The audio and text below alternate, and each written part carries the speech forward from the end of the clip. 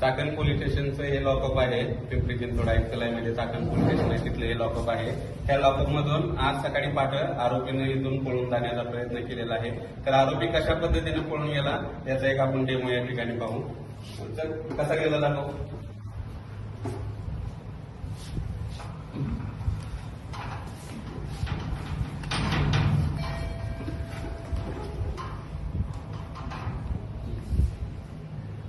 अशा पद्धतीने या ठिकाणी आरोपी पळून जाण्याचा प्रयत्न केलेला आहे.